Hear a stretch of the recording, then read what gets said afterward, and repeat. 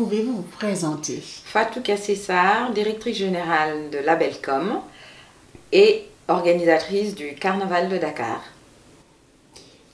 Labelcom, de quoi s'agit-il?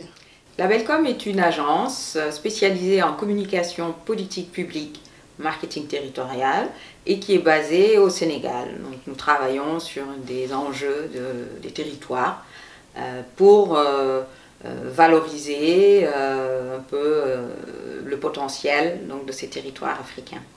Vous êtes l'initiatrice du Carnaval de Dakar. De quoi s'agit-il aussi?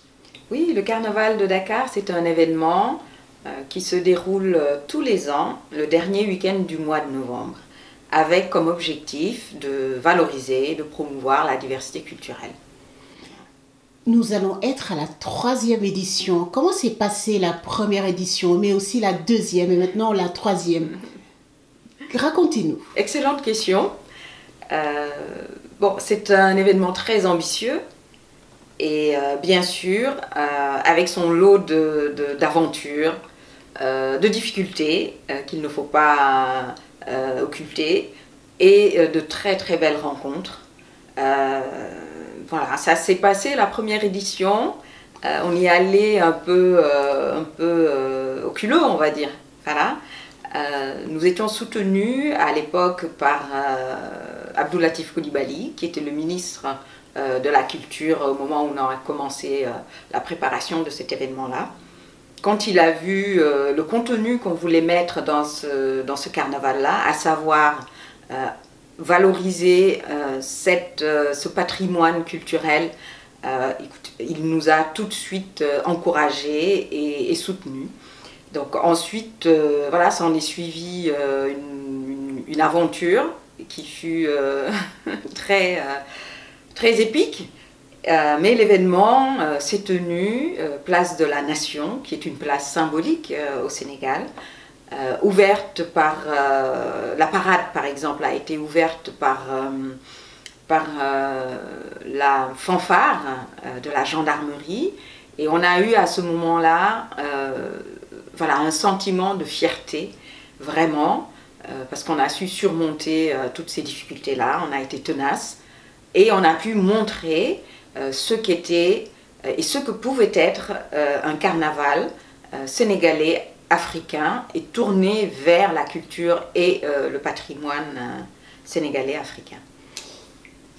Comment les autorités sénégalaises ont perçu ce projet qui met en valeur le pays, le Sénégal, surtout la destination Sénégal? Au départ, donc, comme je le disais tout à l'heure, Abdoulatif Coulibaly, qui était ministre de la Culture, a tout de suite saisi l'enjeu, il a aimé le projet, il nous a soutenus, etc. Donc, bon. Ensuite, ça a été un peu plus compliqué, mais bon, les autorités donc, nous ont suivis, nous accompagnent donc depuis. On a signé donc une convention d'accompagnement avec l'Agence sénégalaise de promotion touristique parce que c'est un événement qui a une couverture médiatique internationale très importante pour un jeune événement, ce qui montre que montrer notre culture est quelque chose voilà, qui attire. Les gens sont curieux de savoir qu'est-ce que c'est, je sais pas moi, le kumpo. Ils ont besoin, ils ont envie. On est dans une époque où découvrir la culture d'autres pays, c'est un peu s'humaniser quelque part. Et voilà, donc on a ce partenariat-là. On a également une convention avec la ville de Dakar, parce que ça se passe à Dakar. C'est un événement qui représente une diversité du Sénégal, mais ça se passe à Dakar. Donc on a le ministère des collectivités territoriales, qui aussi a vraiment saisi l'enjeu. C'est d'ailleurs le ministre des collectivités territoriales qui avait fait l'ouverture du carnaval. Il a saisi l'enjeu parce que ce sont des terroirs qui viennent à Dakar, pour avoir cette plateforme d'expression culturelle et de promotion. Donc c'est la raison pour laquelle c'était très important pour nous d'avoir cette autorité-là. Et nous avons également de nombreux maires qui ont également compris l'importance de valoriser et de faire connaître leur terroir à partir de la culture. Et donc ils viennent, comme le maire de Gandiaye, avec leur culture de terroir. Ils racontent leur histoire, parce que derrière c'est ça. Il y a des scènes de théâtre pour raconter un certain nombre de faits historiques, de scènes de vie, voilà, etc. Donc on a eu ces accompagnements-là, mais ça n'a pas été facile. Il a fallu qu'on prouve ce qu'on a avancé sur le carnaval. Comment vous est venue l'idée de penser à ce concept et d'aller le réaliser à Dakar? Parce que on suit énormément ce qui se passe au niveau culturel, on va dire, à travers le monde. Et donc, une année, nous avions organisé un forum économique et social du département de Rufisque. Et nous travaillons donc sur des enjeux de marketing territorial. Et nous avons introduit la partie culturelle dans cet événement-là, étant donné que la culture est un atout culturel, un atout économique, au même titre que les investissements des entreprises ou de l'industrie. Et nous nous sommes dit, écoutez, on peut organiser un événement culturel phare, voilà, pour contribuer aussi à notre niveau, à l'émergence et au développement. Et donc, nous avons réfléchi à la forme qu'il fallait prendre. Nous avons pensé au carnaval, parce que, comme je le disais tout à l'heure, nous sommes spécialisés dans les enjeux territoriaux, dans ce qui permet de valoriser et de raconter aussi l'histoire, notre histoire. Et voilà, nous nous sommes dit, écoutez, on peut aller sur un carnaval. D'un point de vue marketing, c'est quelque chose qui s'entend et qui se comprend partout à travers le monde. Et nous avons choisi donc le format de carnaval. Et voilà comment nous avons commencé à poser cet événement-là, à travailler le concept pour qu'il soit vraiment local, qu'il parle de nous, et qu'à travers ça, on puisse montrer notre patrimoine à travers le monde. Voilà, c'est comme ça que ça s'est passé. On a le carnaval de Rio, on a le carnaval en Angleterre. De Notting Hill. De Notting Hill. Oui. C'était important pour vous qu'on parle de carnaval de Dakar, la capitale du Sénégal? Oui, parce que bon, c'est Dakar, c'est la capitale. Dakar est une ville, une capitale cosmopolite, très très dynamique. Et l'idée de carnaval est assez ambitieuse. Et c'est vrai que nous avons une tradition de fanal au Sénégal. Il s'agit de processions en fait qui remontent donc à de nombreuses années et qui sont organisées à Saint-Louis, par les quartiers et les habitants. Voilà. Donc nous nous sommes dit, Dakar c'est la capitale, nous allons partir sur un événement qui puisse fédérer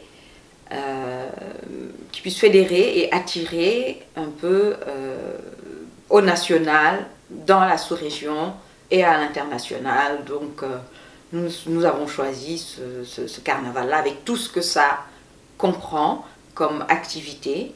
Et nous nous inscrivons un petit peu, nous allons dire, dans des carnavals du type du carnaval Oruro par exemple, qui est inscrit au patrimoine de l'UNESCO. Et nous avons voulu vraiment ancrer cet événement-là dans la valorisation de la diversité culturelle et du patrimoine. Comment se prépare cette 3e édition? Bon, plutôt bien. Déjà, nous sommes toute une équipe. voilà, nous nommons nous-mêmes les insubmersibles.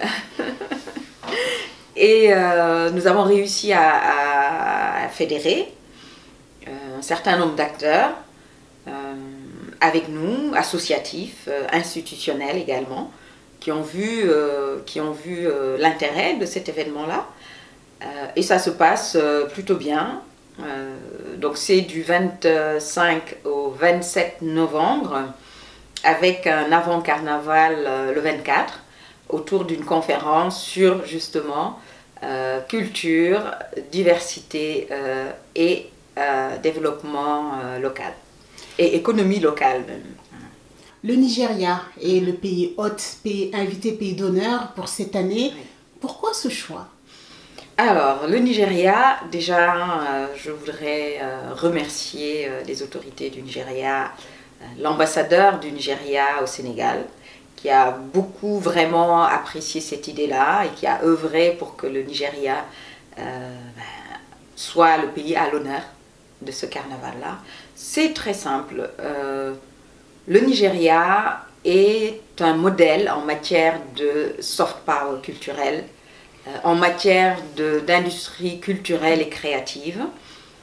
C'est un pays africain et nous nous sommes dit que pour cette troisième édition-là, il fallait qu'on aille vers des pays africains qui ont prouvé que la culture, dans toutes ses facettes, est un outil économique qui crée de l'emploi et qui contribue à une image positive d'un pays.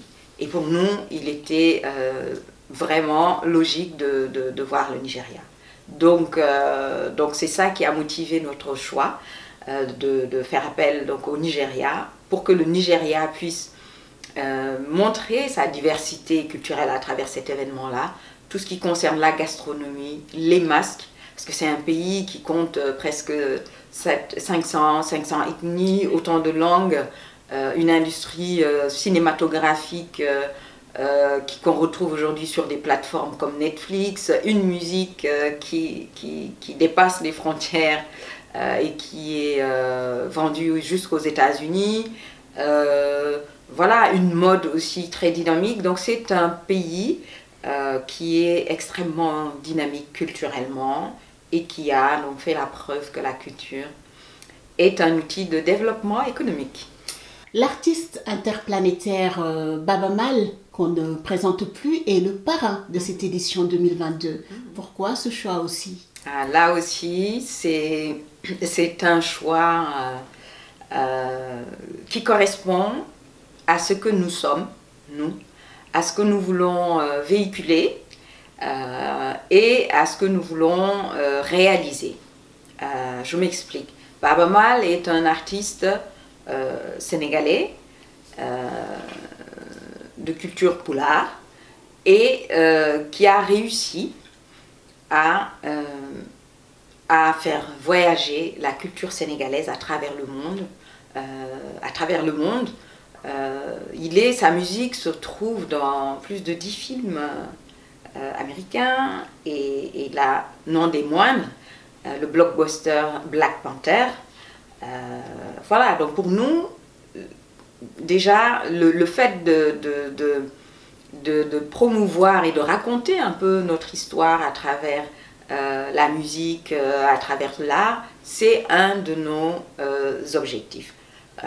Ensuite, c'est un artiste engagé. Il est engagé dans son terroir et ça, c'est la démarche du carnaval, de valoriser les terroirs et de trouver des synergies avec tous les acteurs qui sont sur cette logique-là. Donc il est engagé au niveau du terroir. Il organise le festival Les Blues du Fleuve depuis 14 ans, tous les ans, le premier week-end du mois de décembre. Et ce festival se déroule à Podor, donc en région. Donc pour nous, c'était vraiment voilà, logique de l'avoir comme parrain, parce que c'est un homme généreux, engagé, je l'ai déjà dit, et voilà, qui est ouvert, qui est à la fois ancré dans le Sénégal, le terroir, et ouvert au monde. Donc c'est vraiment... voilà. Donc il a accepté d'être notre parrain cette année. Et dans le même temps, il a accepté de continuer à cheminer avec nous sur les prochaines années. Qu'attendent les... Oui. Et donc, il nous réserve de belles surprises. Il réserve donc aux spectateurs, aux participants du carnaval, de belles surprises avec le groupe Khalam 2, qui est également un patrimoine du Sénégal, qui a inventé une musique encore jamais inégalée, toujours puisée, une musique également puisée dans le terroir. Voilà. Et donc, nous allons avoir de très très belles surprises, de propositions artistiques avec ces deux groupes. Un petit programme pour que les Sénégalais puissent déjà s'impatienter de voir l'événement se réaliser, se produire.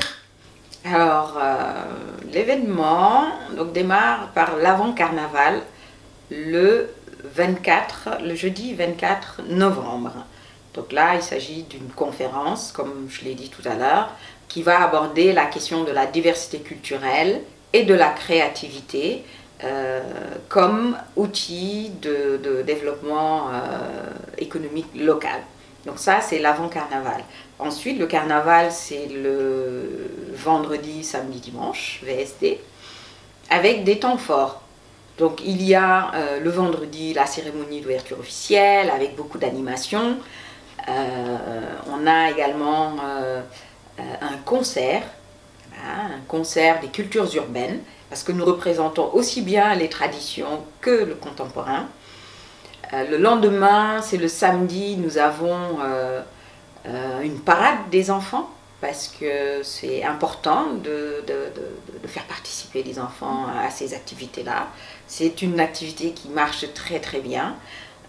Et nous avons également la grande parade, et là c'est une procession en musique, en danse, en costume traditionnel, et qui va encore une fois enthousiasmer les populations. Et ensuite nous avons ce qu'on a appelé le grand concert, et c'est là que vous aurez les belles surprises musicales dont j'ai parlé tout à l'heure.